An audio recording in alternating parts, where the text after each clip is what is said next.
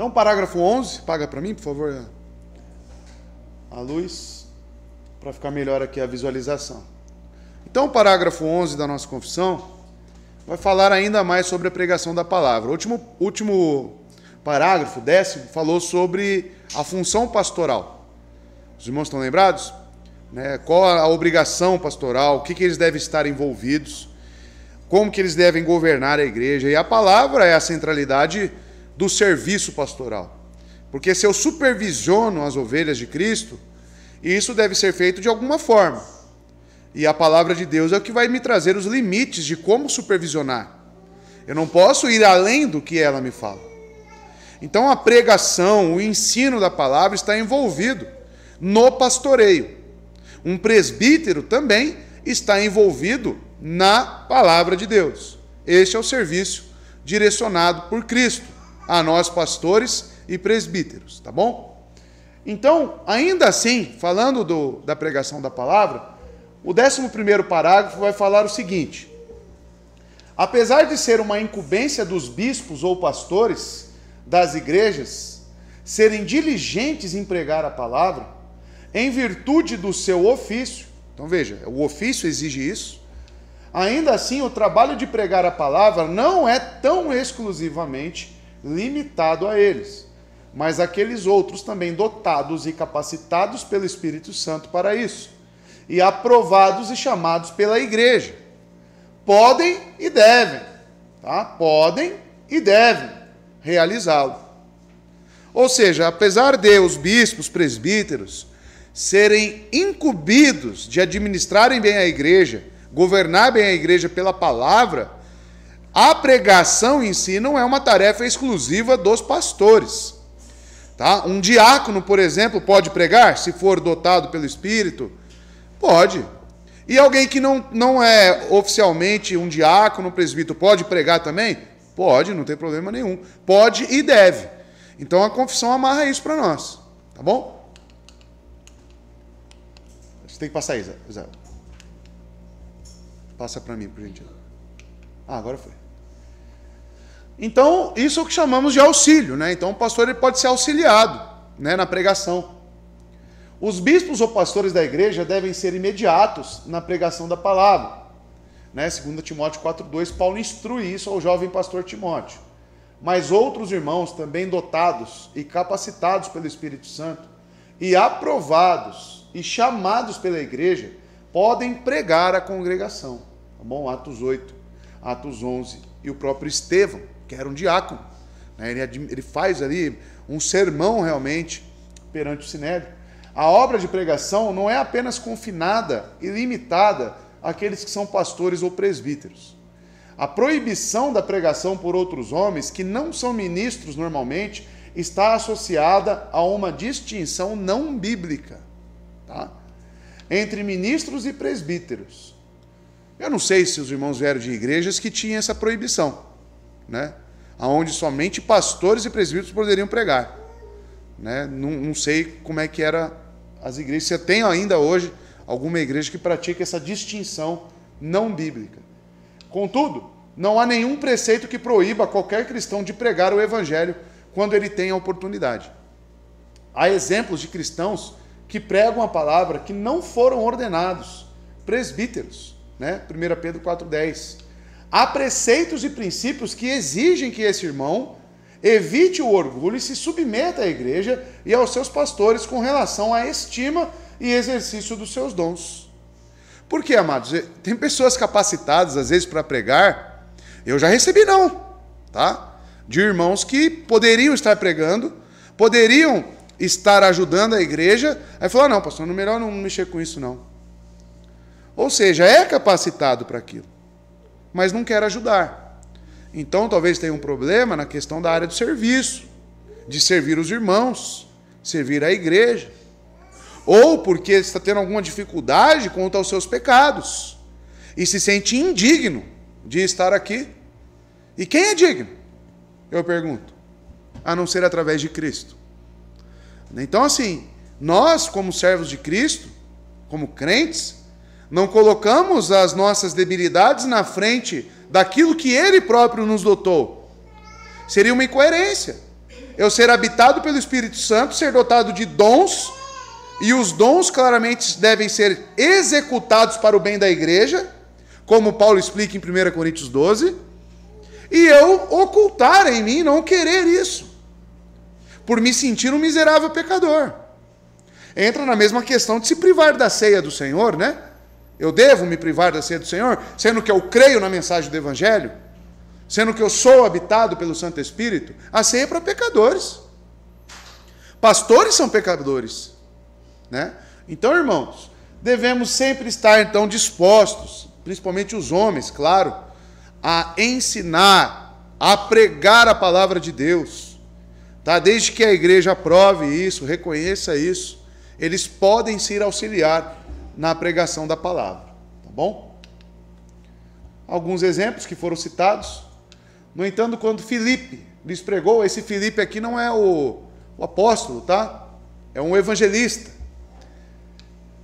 Olha lá, e quando pregou as boas novas do reino de Deus e do nome de Jesus Cristo, creram nele, foram batizados tanto homens como as mulheres. Ele pregou onde? Em Samaria. Então Filipe, ele foi e anunciou, ele pregou naquela cidade, tá? Levando assim o conhecimento de Jesus Cristo para aquelas pessoas. E ele não era um apóstolo, tá? Atos 11. Os que tinham sido dispersos por causa da perseguição desencadeada com a morte de Estevão, chegaram até Fenícia, Chipre, Antioquia, anunciando a mensagem apenas aos judeus. Alguns deles, todavia, cipriotas e sirineus, foram a Antioquia e começaram a falar também aos gregos, contando-lhes as boas novas a respeito do Senhor Jesus. Crentes, os homens que foram se espalhando com a diáspora, eles foram anunciando o evangelho e as pessoas foram crendo. Então a pregação da palavra não é algo apenas para o pastor da igreja, não é apenas algo para os presbíteros. 1 Pedro 4, verso 10 e 11. Cada um exerça o dom que recebeu para servir aos outros, administrando fielmente a graça de Deus em suas múltiplas formas. Se alguém fala, faça-o como quem transmite a palavra de Deus. Então, se a pessoa foi dotada de capacitações, de entendimento da palavra, se Deus a agraciou com aquilo, por que não ajudar a igreja? Por que não auxiliar o pastor? Se alguém serve, faça-o com a força que Deus provê, de forma que em todas as coisas Deus seja glorificado mediante Jesus Cristo, a quem sejam a glória e o poder para todos sempre. Amém. E o mais belo da vida cristã é justamente pecadores como nós conseguirmos servir ao Senhor, mas pecadores arrependidos, e assim permanecer na luta e servindo a Deus. Não existe mais nada mais belo do que isso. Isso demonstra confiança unicamente e plenamente em Cristo. Agora, se eu me esconder atrás dos meus pecados, eu não vou fazer nada, irmão. Entende? Eu não vou fazer nada.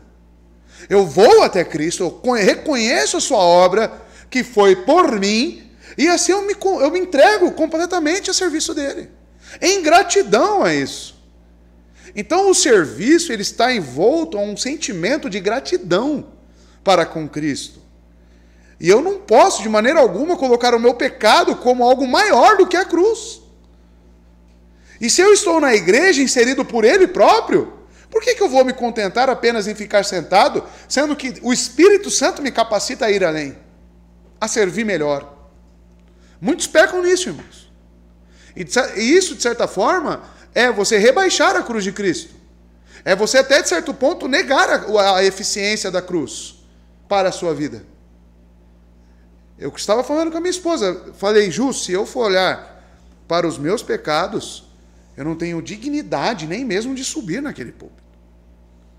Porque a Bíblia, quanto mais nós conhecemos, e ele vai nos convencendo do pecado, da justiça e do juízo, mais a nossa, essa mancha do pecado em nosso coração vai sendo revelada. Então, como que eu lido com esse sentimento? Com a cruz. Com a cruz. E buscando perdão, e buscando santificação todos os dias. Não significa de que hoje para amanhã eu vou estar livre dos meus pecados.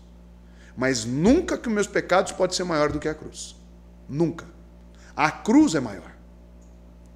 O sangue de Cristo é maior. É único. E que possamos refletir nisso. Porque isso é justamente o que te motiva a servi-lo. A gratidão é isto. Tá? Ninguém é perfeito, irmãos. Nem seremos nesta vida. Somente quando esse corpo corruptível for destruído e você receber um novo corpo. Aí sim, você será santo. Mas graças a Ele também. Tá bom? Então, gravem aí, ó, 1 Pedro 4, verso 10 a 11. Lembre dessa múltiplas formas, né? A multiforme graça de Deus que é distribuída entre os crentes. E sirva ao Senhor. Tá? Administre bem os dons que você recebeu na igreja de Cristo, para crescimento dela própria. Não encurte os braços.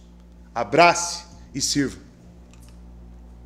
Homens têm que ser aprovados. Claro que não é porque tem essa liberação para outros homens pregarem é que qualquer um vai subir no púlpito, né? Tem que ser homens aprovados. E a confissão amarra isso. O pastor não é o único que pode pregar e ensinar na igreja, mas os homens que são dotados pelo Espírito Santo também têm permissão para pregar.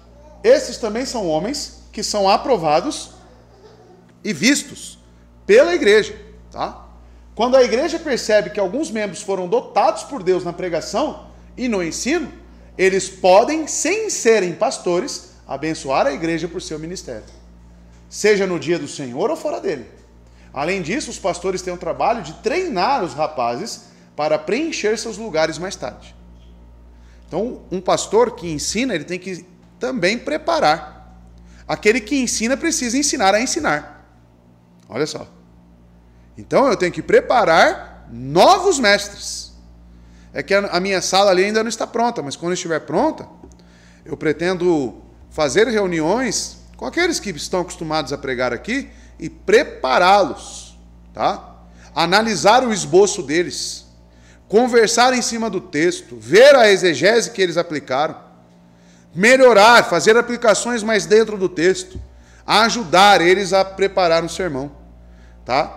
E isso vai, né, auxiliando eles a se desenvolverem, tá bom? Então, isso não vai ser aberto somente a mais aqueles que também sentem o desejo de pregar. Que aqueles que já são reconhecidos pela igreja, né, como membros, dotados pelo Espírito Santo. Então, poderão, então, participar também desses momentos. Tá? Em como analisar, quais ferramentas que eu uso, né, para a língua grega e hebraica, né, ver um pouco de gramática. E assim, nós vamos ali trabalhando o sermão e o esboço do camarada. Tá bom? Então, essa é a função do pastor. Preparar a próxima geração para que continue o trabalho. Né, porque nós somos finitos. E graças a Deus por isso. Imagina viver eternamente aqui com esse corpo. Deus nos livre. Né? Para treinar a próxima geração. Escrevendo a Timóteo, Paulo disse: o que ouvistes de mim na presença de muitas testemunhas, confiai a homens fiéis, que poderão ensinar também aos outros. Olha aí como tem que preparar os outros. Timóteo, aquilo que você ouviu de mim, você transmita também. Ensine esses homens fiéis a transmitirem o que eu te passei. E estamos aqui hoje com a doutrina dos apóstolos, né? 2 Timóteo 2,2. Isso significará deixar esses homens pregarem aos domingos, ensinando-lhes como eles devem pregar e preparar um sermão, investindo neles para que eles sejam uma bênção para a igreja. Tá? E a prática leva à perfeição, né? O Vitor, sacana comigo, ele tem uns vídeos meus quando eu pregava lá para os jovens. Né? É muito diferente, Jô? Né? Foi desenvolvendo, né? Deus foi trabalhando. Né? Então, isso vai ser no passado para os irmãos. Né? Aqueles que são chamados para isso também. Claro que aprovados e vistos pela igreja. Tá bom? Este é um pastor batista, tá? Americano, Benjamin Merkin. Observa o seguinte sobre o ancião como um equipamento. Não basta que os anciãos sejam professores. Eles também devem equipar propositadamente a próxima geração de presbíteros para ministrar ao lado deles ou para plantar novas igrejas na comunidade. Muitas vezes, os pastores pregam e ensinam ano após ano, mas quando tudo está dito e feito, eles não treinaram e equiparam efetivamente ninguém para tomar seu lugar. Existem pastores também egoístas com o púlpito, sabia, irmãos? Existem pastores que veem isso aqui como exclusivismo. Não, isso aqui eu não separo para ninguém, não. Isso aqui é uma posição só minha. Não entendeu a graça de Deus. Não entendeu o reino. Né? Não entendeu a questão do evangelho. Não entendeu que ele mesmo é finito. E de que aquilo que ele tem, talvez ele esteja enterrando. E ele prestará contas disto. Então, amados, veja a posição de Benjamin Merck, ou Mirk, não sei a pronúncia correta. Então, eles não treinaram e equiparam efetivamente ninguém para tomar seu lugar. É um sinal de uma igreja doentia. Quando o pastor se foi e ninguém na congregação pode intervir e encher o púlpito. O presbitério bíblico inclui treinar outros para fazer a tarefa de pregar e ensinar. Tá bom? Então isso é algo que já está nos nossos planos aqui e que vai começar a ser feito. Tá bom? Acabou. O parágrafo 11 acabou. Né? Abordamos tudo? Vamos voltar lá? Vamos ver? Apesar de ser a incumbência de bispos ou pastores das igrejas, serem dirigentes em pregar a palavra, então pegando um pouco do parágrafo anterior, em virtude de seu ofício, ainda assim, o trabalho de pregar a palavra não é tão exclusivamente limitado a eles. Foi abordado isso? Foi abordado. Mas aqueles outros também dotados e capacitados pelo Espírito Santo para isso. Foi falado sobre essa questão da capacitação desses homens? O que envolve essa capacitação? E aprovados e chamados pela igreja, podem e devem realizar. É isso, simples. Tá? O 11º parágrafo. Aí chegamos no 12º, que você pode ver na sua confissão aí. Pode falar. Uma dúvida? Pergunta? Deixa eu pegar minha água. Pode falar.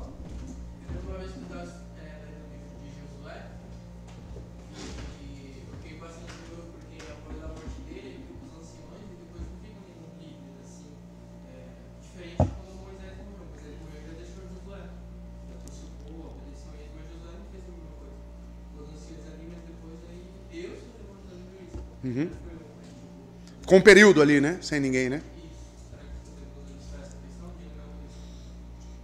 Pode ser que sim. É que ali entra um contexto mais nacional e teocrático, né? E não eclesiástico em si.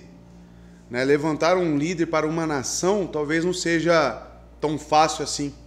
Tanto que tinha que ser Deus que levantasse esses homens, né? Até mesmo um profeta tinha que ser reconhecido pela nação a qual ele servia. Então não colocaria na conta de Josué isso não. Foi a providência divina mesmo, que assim determinou para que aquele período ficasse vago mesmo. Tanto que eles pedem por um juiz, depois Deus manda Saul, né? E Deus não queria. Não era para se ter ali um rei naquele momento. Então eles pedem pela vontade do povo, coloca lá um rei ímpio. Né? E deu no que deu. Né? Quantas coisas Saul fez. Então, não ia por esse lado não, meu irmão. Né? De que Josué não preparou ninguém. Porque envolve mais uma questão teocrática, né, nacional, e não realmente algo que agora sim, no Novo Testamento, na igreja, deve-se ter essa preocupação, como nós vimos em 2 Timóteo, né? Paulo falando para Timóteo treinar outros. Então isso agora é algo bíblico instituído, realmente. Tá bom? Do parágrafo 11º ficou mais alguma dúvida? Sobre pastores, auxílio no púlpito? Vai levantar nenhuma mulher e falar, eu posso pregar então? Tem o Espírito Santo, né? Aí tem outros textos que proíbem, né? Tranquilo, irmãos? Então, 12º parágrafo.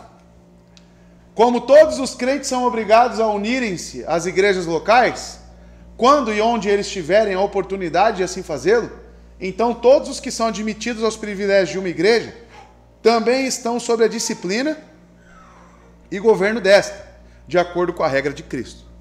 Aqui já ficou mais sério também. Por quê? Olha a palavrinha que a confissão coloca.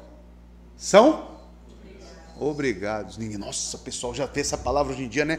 Ninguém pode me obrigar, né? O sentimento de anarquia já é levantado aí nas veias, né? Principalmente das mulheres, né? Que lá em Gênesis que fala, né? Seu desejo será contra o seu marido, né? Aí você já tem isso impresso. Não que os homens também não tenham, né? Esse desejo de rebeldia.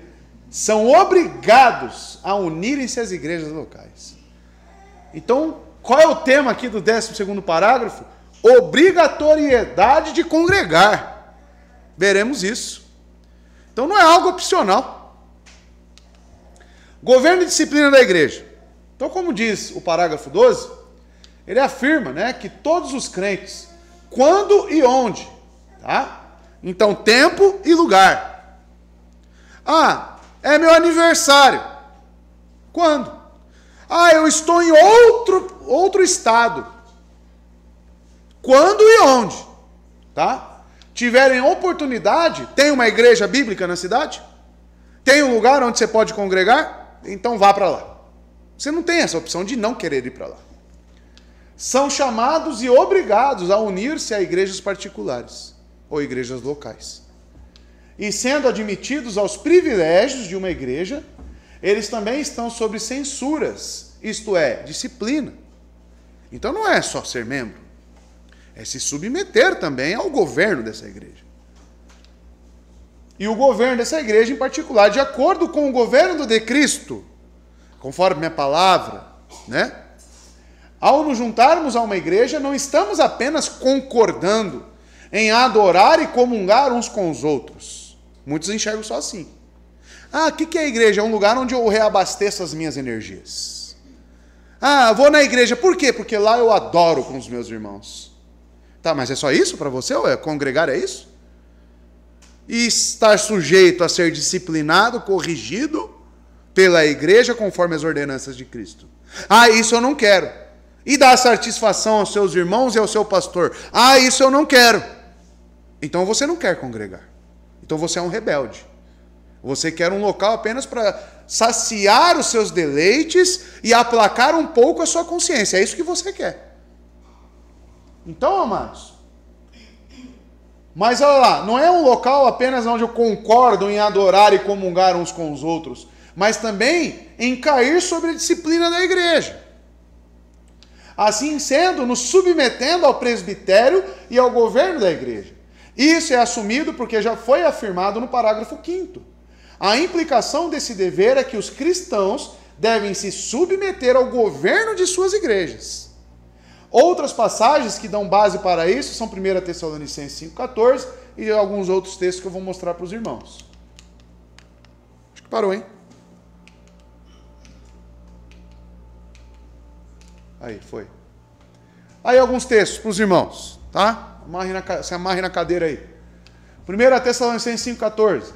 Exortamos vocês, irmãos, que advirtam os ociosos. Quem que é alguém ocioso? Quem pode falar para mim? O que é alguém ocioso? Preguiçoso? O que mais? Não gosta de trabalhar? Tem preguiça de ir para a igreja? Ah, estou cansado hoje, quero ir para a igreja não. Ah, tem que pegar 2 ônibus para ir para a igreja, não quero não. Isso é, né, característica de vagabundo. Isso é característica de cara preguiçoso.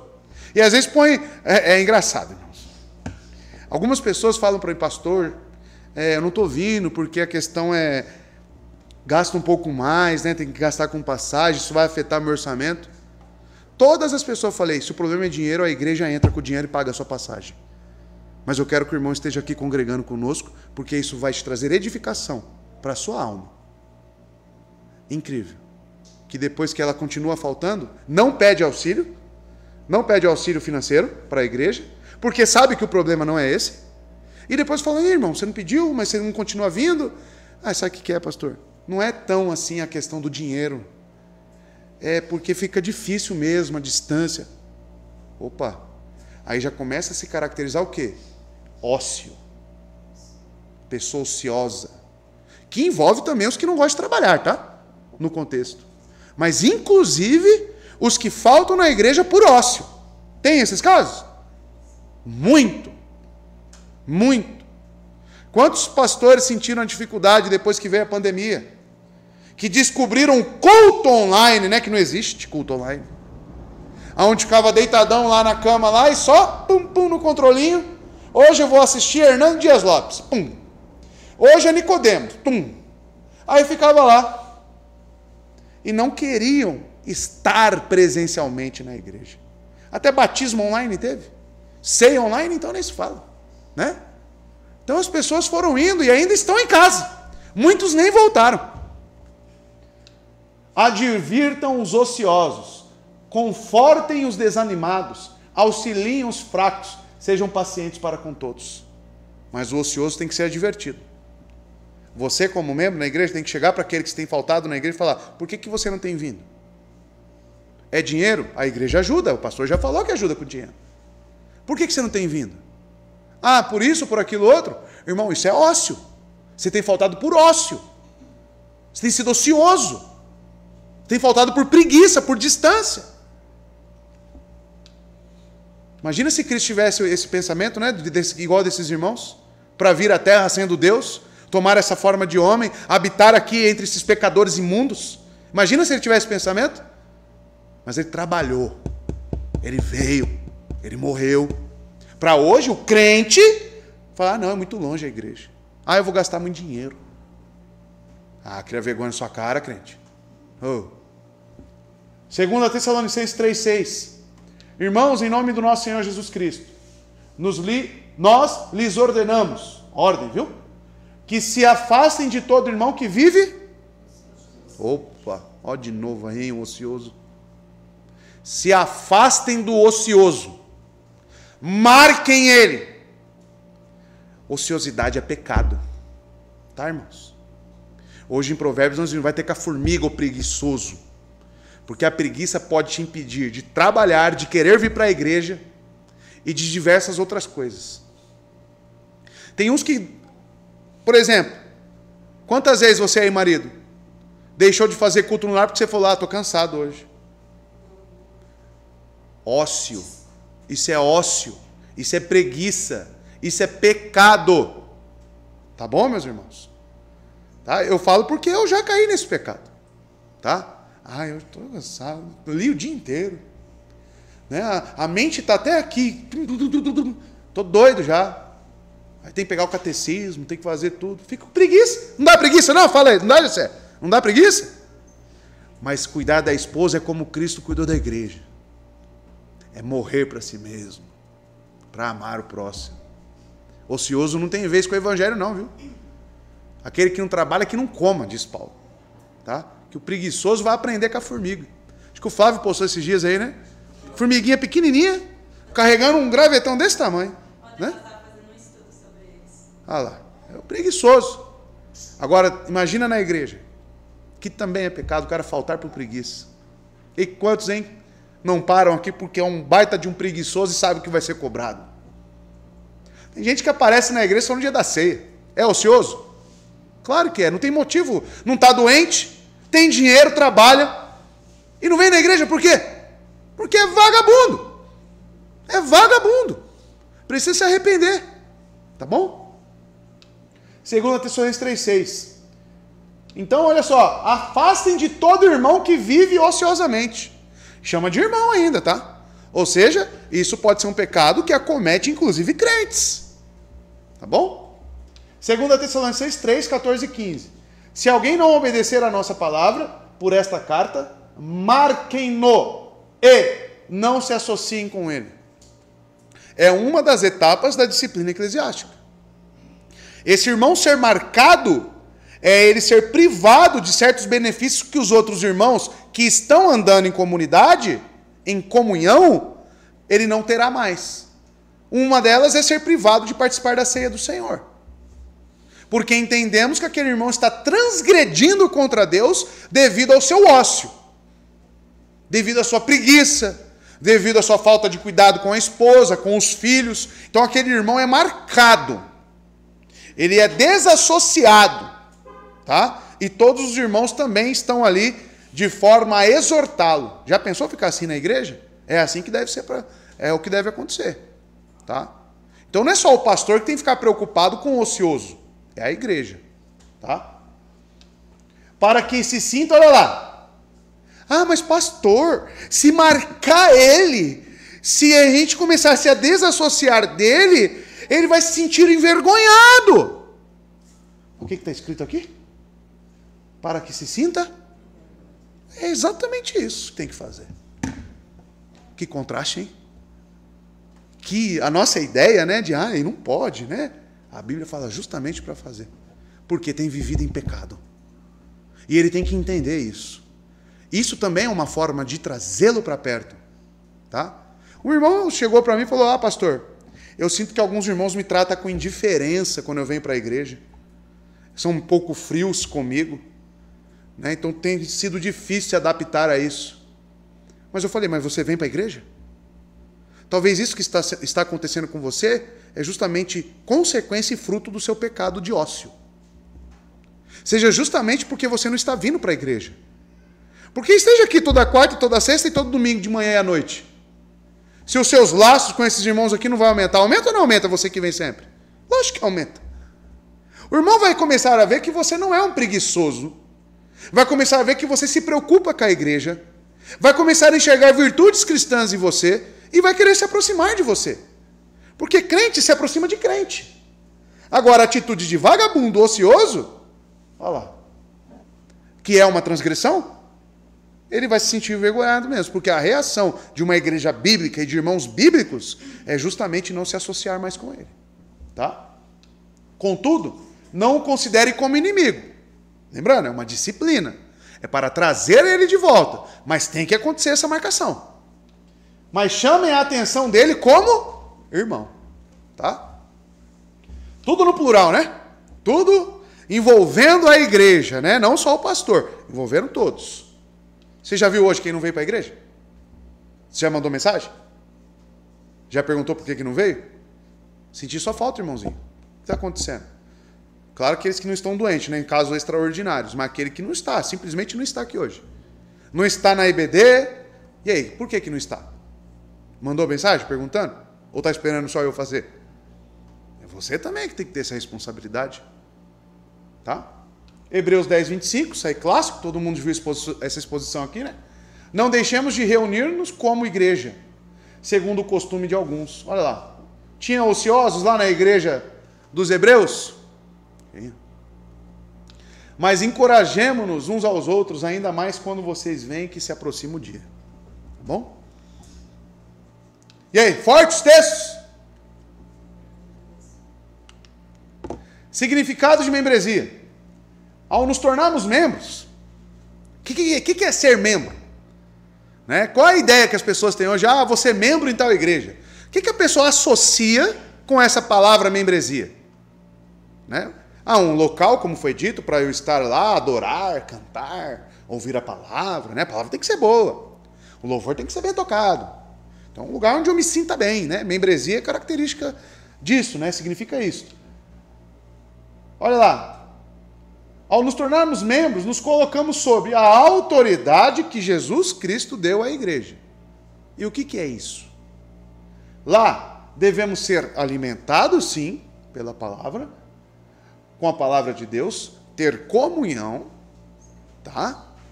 Então, as coisas, elas se fecham em si mesmas. Porque para que você tenha comunhão com outros irmãos, você tem que ter presença.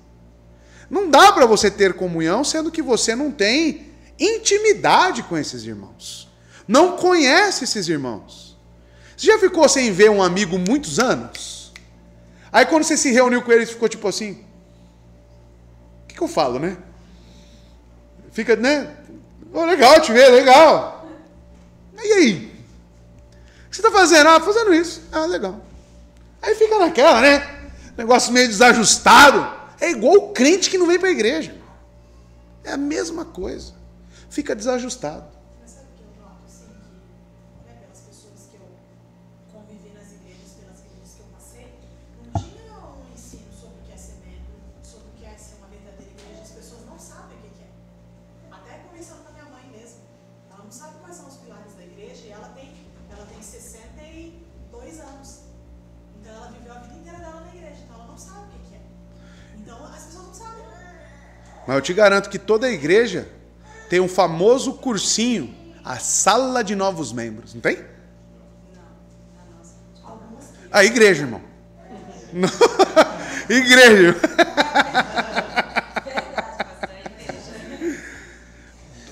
Qualquer igreja, mais ou menos, tem a salinha de novos membros, né? O que ensina lá nessa bendita salinha, né? Ensina o que lá? Você tem que dar o dízimo, hein? Você tem que fazer isso, aquilo, outro. O quê? Que ensina? onde o significado de membresia tem que ser exposto à luz da Bíblia, tá? Então, ter comunhão é uma delas. Os textos que eu acabei de mostrar para os irmãos, olha lá, não deixemos de nos reunirmos como igreja, tá? Comunhão. Pode falar, Maurício. Eu estive conversando lá com um amigo meu e dá para entender porque tem dificuldade com a questão da ceia sendo restrita. Porque nessas igrejas, eles não têm critério para membresia. Ponto. Sabe? Aí, tipo, eles pegam um domingo, especificamente domingo de ceia, que é uma vez por mês. Eles, no momento lá do culto, no final, eles fazem como se fosse um apelo. Quem quer se tornar um membro da igreja? Vem aqui pra frente que a gente vai admitir como membro. E não tem perigo nenhum sobre o cidadão, não sabe nada sobre a vida dele, só sabe que ele tá indo lá, mas nem sabe, às vezes é a primeira vez que o camarada foi pra igreja, e ele é admitido como membro. Assim, a baseada, né? Sim, abaciado. E aí eu falei pra ele, mas e aí, você vai admitir na ceia um camarada que você não sabe nada da vida dele? Peca contra Cristo. A membresia é muito subjetiva. Exatamente. Muitas igrejas. O ministro também, quando ele admite alguém que... Pense, olha, vamos lá, vamos nos aprofundar um pouco no pensamento da ceia, de acordo com o irmão Maurício está falando. Que vem tudo disso, né? De não entender o significado de membresia. Como que será que Cristo enxerga um não salvo, alguém que ele não é representado por ele? O que o Salmo 5 e o Salmo 11 fala sobre o sentimento de Deus para com o ímpio? Deus odeia o quê? A sua alma. Forte, né? Deus odeia o ímpio. Você tem alguma dúvida disso? À luz das Escrituras? Por quê? Por causa do pecado. Tá? Por causa do pecado. O pecador em si. A vida daquela pessoa é uma transgressão aberta contra Deus. Então, aí eu pego esse camarada e, conscientemente, pela dúvida de não saber, não estabelecer critérios, então é um ato deliberado do ministro, ele chama essa pessoa que não está no pacto da graça e faz com que ele professe a fé no sangue de Cristo, pelos eleitos, pela sua amada igreja, a qual ele não crê. Ah, pastor, mas isso pode acontecer inclusive com todos os critérios, mas aí já não é algo deliberado. Aí já não é algo consciente. Aí isso já é devido à hipocrisia e à mentira que a pessoa está vivendo e enganando todos ao seu redor. Então isso é uma falta de temor dos próprios ministros da igreja, de não enxergar o sacramento como algo santo. Aquilo ali é apenas para salvos, irmãos. E aí, se você for puxando essa fieira, a teologia deles vai levar a isso. A própria teologia deles. Tá? Onde fala que Cristo morreu por todos. Então, assim, não dá nem para julgar, né? O próprio arminianismo deles, a própria teologia deles, vai trazer esse pensamento. É difícil, né? Mas e a Bíblia? O que a Bíblia fala? Essa é a questão, tá? Então, vem uma somatória de erros, né? Que vai culminar em outros grotescos. Ter comunhão com os crentes é uma das obrigações que traz o significado de membresia. Devemos ser cuidados na igreja, como membro, e servir aos outros. Serviço. E a igreja. Ao nos tornarmos membros, concordamos em ser aqueles que querem estar sobre a autoridade ordenada por Deus do corpo local. Os líderes instituídos. Discutimos isso brevemente no parágrafo 6, né? Hebreus 3,17 vai dizer: obedecei aos vossos líderes e submetei-vos a eles, pois eles vigiam por as vossas almas, como aqueles que terão de prestar contas. Deixe-os fazer isso com alegria e não com gemidos, pois isso não seria de nenhuma vantagem para você. Um cristão, então, que não se juntou a uma igreja local, não pode obedecer a esse mandamento de Deus. Tem como? Um desigrejado aí, uma pessoa que não quer ser membro? Só visitante de igreja? Portanto, tais mandamentos que nos chamam a obedecer e nos submeter à liderança são indicadores da membresia da igreja local, pela qual nos colocamos sobre a autoridade dos presbíteros dessa igreja e logo ao de Cristo. E quando eu tenho presbíteros fiéis à palavra, quem é o maior beneficiado em se sujeitar a esses homens que são fiéis à palavra? Sou eu. Eu terei uma ferramenta de Deus, claro que na igreja, que é a maior delas, para que eu cresça espiritualmente. Então você se submete e ao mesmo tempo você é abençoado por isso. Claro, se você tem presbíteros aí, pastores fiéis às Escrituras. Tá? Então não é ônus nenhum ser submisso. É um benefício para nós. E quando eu sirvo aos meus irmãos, eu também cresço espiritualmente. Em quê? Em amor. Eu amo cada vez mais. Tá? Então veja, o significado de membresia. Quando eu perguntar lá na provinha, né? O que significa ser membro em uma igreja? Aí vocês resgatem todos esses princípios aqui, tá? Destacados. Lógico que envolve então também estar sobre essa disciplina. Estar sobre o governo não é só ser admitido como membro. É você ser corrigido, exortado, tá? O termo disciplina requer explicação, uma vez que ele não é utilizado nesses parágrafos. A Bíblia ensina que a igreja local não é um clube ou irmandade social, nem meramente um centro de pregação. A Bíblia ensina que a igreja local é uma sociedade dedicada a ensinar os homens a observar tudo o que Cristo ordenou. Mateus capítulo 28, verso 19 e 20, a grande comissão. Tá? Ensinar tudo o que Cristo ordenou. E como que nós somos perante os ensinos de Cristo? Como é que você age? Você vê a Bíblia, vem alguém te ensina, você não pode dar falso testemunho. Aí pronto, aprendi. Nunca mais você vai dar falso testemunho? Aí você permanece nisso. Aí, se você está numa igreja bíblica com líderes e pastores sérios, vai te dar uma arrochada. Vai arrochar um pouco mais. Vai arrochar um pouco mais. Até que você seja aperfeiçoado nisso. Tá? Ou seja, ensinar a obedecer é como um filho. A primeira vez que você ensina para o filho lá, ele já sai fazendo? Não tem que dar umas varadinhas de vez em quando? Para aprender? Opa, na igreja você acha que é diferente? Se tratando de pecadores rebeldes como nós? O que seria de nós sem a igreja? O que seria de nós sem a disciplina eclesiástica? O próprio Deus nos disciplina. Hebreus capítulo 12. E a igreja não vai disciplinar? Ainda mais tendo ordenanças para fazer isso. 1 Coríntios 5, Mateus 18. Então, irmãos, vejam. Essa é a responsabilidade nossa. Não é um centro de pregação. Não é um clube de irmandade. É um local onde temos responsabilidade mútua. Eu cuido de você e você cuida de mim. Eu te exorto, te encorajo e você também me exorta e me encoraja. E assim nós vivemos até Cristo voltar ou eu ir até Ele. É assim que vive um crente. Tá? Deus ordenou à igreja que exercesse uma certa autoridade ou disciplina sobre seus membros, a fim de conduzi-los à observância de todos os mandamentos de Cristo.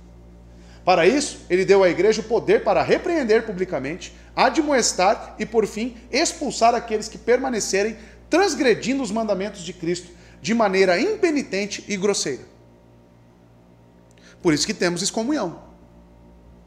Paulo fala o que lá em 1 Coríntios 5? Vocês não fizeram nada ainda?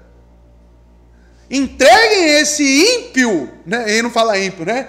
Mas esse imoral, para que Satanás tome posse dele. Entregue a Satanás esse homem. Excomunhão. Tá? E essa autoridade, essas ações que normalmente são chamadas de disciplina da igreja local. É isso que é disciplina. Tá bom? Então, ser membro de uma igreja é também se sujeitar a isso. É você falar, se eu estiver errado, se eu não estiver andando em conformidade à palavra, eu me sujeito a ser exortado, corrigido e disciplinado. E, em últimos casos, pode me excomungar da igreja. Quando você entrou nessa igreja, você Tem ciência disso? Que é isso que você está assumindo como responsabilidade? É isso. É assim que a banda toca, irmãos. Numa igreja séria. Tá? Vocês viram lá as exclusões que teve estudando a história dos batistas, né? Que sempre teve a excomunhão. Por quê? Prezamos por essa igreja séria e que a comunidade viva conforme as regras de Cristo. Tá bom? E isso não fica a seu bel prazer. Eu obedeço o que eu quero. Né?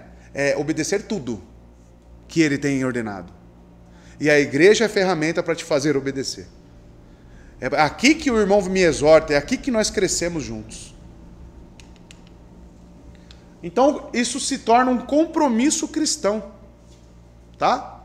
O nome membresia talvez esteja muito longe das realidades bíblicas, mas compromissos cristãos eu encontro na Bíblia. Claros, explícitos. Desde a igreja primitiva, o cristianismo está associado a viver em uma comunidade de crentes. Não ser membro da igreja é não ser um cristão em essência. Essas comunidades de pessoas são comprometidas umas com as outras e com o seu Senhor comum. O mesmo Cristo que eu creio é o mesmo Cristo que o Felipe crê? Sim. Então a mesma vontade que Cristo coloca em mim é a mesma vontade que tem nele? Sim, o mesmo Espírito, né? É ele que opera tanto o querer quanto o realizar. Aí em mim, que sirvo o mesmo Cristo, vamos supor, ele coloca, não, você tem que estar numa igreja. Aí o mesmo Cristo fala para Felipe, não, você não pode ficar na igreja, você pode ficar em casa. Seria estranho isso. Então por isso que não ser membro de uma igreja é não ser um cristão em essência. Tá? Atos é claro quanto a isso. Aqueles que creram e foram batizados foram acrescentados. E naquele dia acrescentaram em Pentecostes 3.000 almas.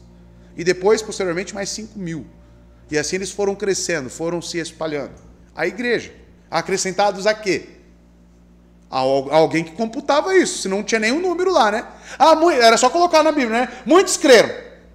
Muitos creram e ponto final. Né? Mas não, foram acrescentados e um número X. Ou seja, existia uma computação disso. Tá? E certamente foi a igreja. Essas comunidades de pessoas não comprometidas umas com as outras e com o seu Senhor comum. Portanto, se a membresia da igreja não existisse, em qualquer forma, não teríamos Novo Testamento, porque as cartas do Novo Testamento, principalmente as de Paulo, são para quem? Para igrejas locais. Então, se eu não preciso congregar em igrejas locais, então nada do Novo Testamento praticamente serve para mim. Pois a igreja não teria organização externa. Na verdade, a igreja não existiria. Igrejas locais. Assim como nós, pela fé, nos tornamos parte do corpo universal de Cristo, assim devemos, por meio do batismo e da profissão de fé, nos tornar membros de um corpo local de Cristo. Entre seu povo, devemos levar os mandamentos uns aos outros, responsabilizar-nos uns aos outros, orar uns pelos outros, reunir-nos para adorar ao Senhor, cumprir nossos deveres com os membros uns para com os outros. Olha só os compromissos de um cristão. Tá? Quantos nós temos? E essa é a essência do cristão.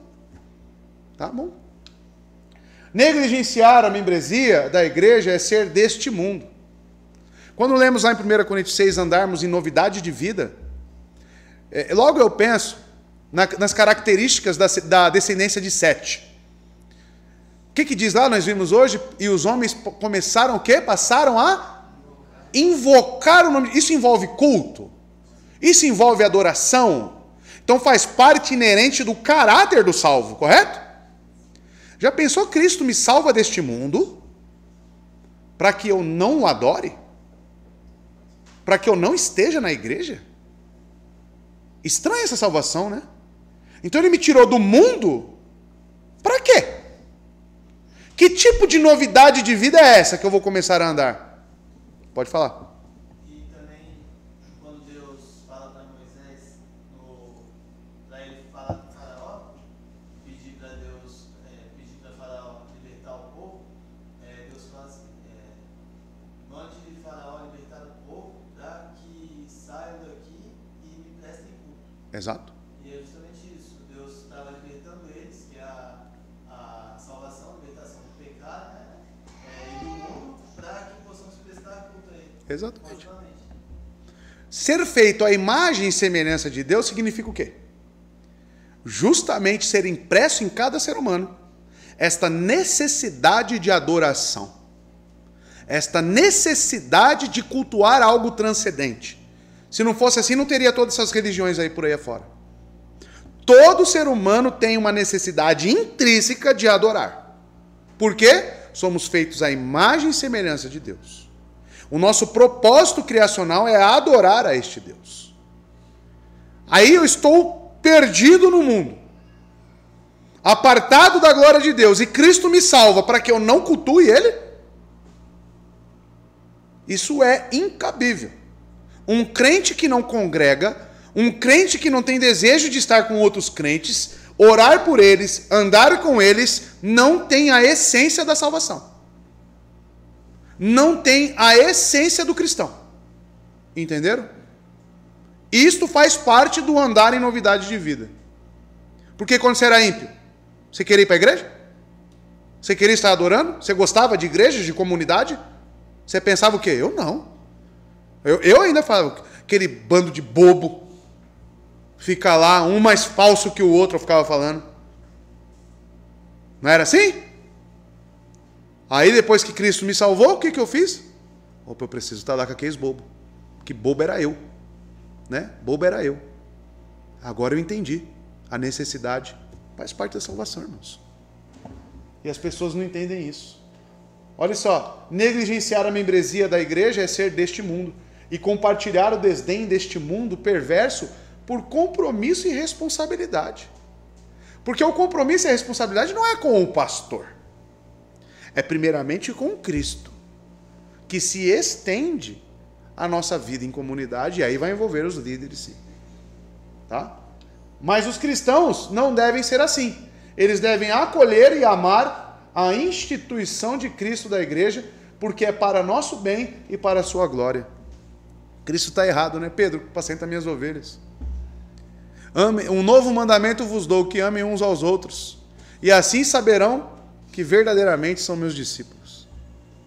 Será que envolve a questão da comunidade? Como é que eu vou amar fora de comunidade, né? Mandar a Gerane lá para Portugal, né? Divorciar os dois. Aí, Flávio, continue amando ela, mas você nunca mais vai ver ela. Que amor que é esse? De WhatsApp? Hoje tem muito, né? Amor de WhatsApp, né? Amor online. Pura mentira. John Hammett, também pastor batista, resume lindamente por que devemos ser membros de uma igreja local. Então, por que ser membro de uma igreja? É inevitável para qualquer um que afirme ser cristão. É inevitável, tá? Para qualquer um que afirme ser cristão. A própria salvação mergulha um crente na comunidade de Deus, sobre a paternidade de Deus e de sua família, a igreja. Os crentes são chamados a se relacionar de várias maneiras uns com os outros, incluindo a reunião. Ah, pastor, mas até aquele irmãozinho que é casca grossa, difícil, vive emburrado. Até ele. Você tem que amar ele. É ali que você vai começar a desprender o que a ser ensinado a exercer misericórdia. Tá? Alguns dos outros devem reconhecer como líderes. Outros são chamados a responsabilizar esse necessário disciplinar e restaurar. Eles não podem cumprir esses mandamentos sem ser membros de uma igreja local. A propriedade de se referir ao relacionamento de alguém com a igreja como membro é sustentado pelo reconhecimento da igreja como corpo, posto avançado do reino e família. O Novo Testamento não deixa espaço para ninguém afirmar ser um seguidor de Jesus e evitar a membresia da igreja. O Novo Testamento não deixa espaço para isso, tá? Então, isso acaba sendo, ser membro acaba sendo uma necessidade do cristão. Como cristãos, precisamos uns dos outros. Eu tenho que entender, e a fé que eu recebi em Cristo vai me dar isso, de que eu preciso do Felipe, eu preciso da Ju, eu preciso dos meus irmãos para crescer. Tá? Precisamos de um apoio um dos outros. Sabemos que não podemos levar a vida por conta própria e reconhecemos que Deus ministra a nós através das pessoas. As cartas de João, ele fala, aquele que odeia seu irmão é o quê? Mentiroso. Né? Quanto mais do que através do seu próprio povo. O corpo local de crentes é também um contexto onde os cristãos ganham uma certeza adequada de sua própria salvação. E isso é interessante que foi colocado aqui, irmãos, que é realmente aqui quando eu desenvolvo esse amor para com os meus irmãos e a prática do serviço na igreja, a igreja me proporciona isso. Longe dela seria impossível eu exercer esse serviço a Cristo. E aqui eu vou crescendo em fé e chega a certo ponto que eu tenho certeza absoluta da minha salvação. Porque é o local onde eu sou alimentado, ensinado acerca dos fatos bíblicos, e ao mesmo tempo eu desprendo esforços em gratidão a isso que é me informado na sua palavra. Olha que maravilhoso. E longe da igreja, quando que você vai conseguir fazer isso? Nunca. À medida que os cristãos observam, ensinam, encorajam e repreendem uns aos outros, a igreja local começa a agir como uma cooperativa que corrobora para a certeza da salvação. Então, estar numa igreja, amar a igreja e os irmãos, é uma característica de salvação. E assim eu sei que eu sou salvo. Aí eu lanço a pergunta confrontadora aqui. Você sente essa necessidade? Você entende isso? Seu coração anseia em estar na igreja? É inconcebível pensar na sua vida daqui para frente longe da igreja do Senhor? Aí você deve se responder, tá? A membresia da igreja é boa para os cristãos fracos porque os leva a um lugar de alimentação e responsabilidade. A membresia da igreja é boa para cristãos fortes porque lhes permite fornecer um exemplo de como é uma verdadeira vida cristã. Então é um local para fracos e fortes, para os medianos. É um local que engloba todos. O que é fraco, eu ensino, eu suporto, eu caminho junto. Se eu sou forte, eu ofereço um bom exemplo da fé. E assim ele me copia. Como Paulo fala, me copie. Paulo não fala isso? Olhe para mim. E um homem que viveu para Cristo, pecador sim, mas um homem piedoso. E na igreja nós encontramos isso, tá? E assim existe essa troca e crescimento. E acabamos por aqui, tá? Entenderam, irmãos, a questão da membresia obrigatória? É obrigatório ou não é? Tem como não ser para um cristão? Não dá, né, irmãos? Então veja que a nossa confissão é séria nesse ponto, tá? Esse parágrafo não tem na de Westminster, não tem na de Savoy, tem na nossa. A nossa foi desenvolvida, a eclesiologia da nossa igreja, dos batistas, foi aprofundada, foi discutida, tá? Então assim nós vamos crescendo, tá bom? Que os irmãos se apeguem a esses ensinos. Agora, já teve aqui a sala de novos membros, né? Já entenderam qual que é a responsabilidade? Olha, irmãos, eu tenho que falar algo. Não me mande mensagem falando, pastor, vou faltar na igreja porque eu vou trabalhar. Ô, irmão, depois desse ensino, então, né? Eu vou faltar na igreja porque tem uma visita aqui em casa. Isso justifica alguma coisa?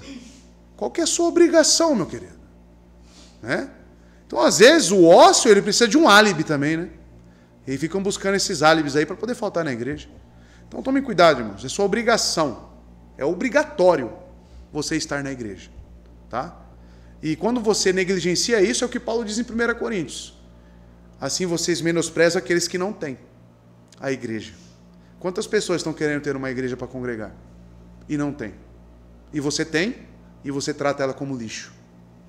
Então que nós venhamos a pensar nisso. Porque não é lixo. É algo precioso. É algo comprado pelo sangue de Cristo. E se você foi comprado também pelo sangue de Cristo, você também deve fazer parte dessa igreja. Amém? Deus abençoe.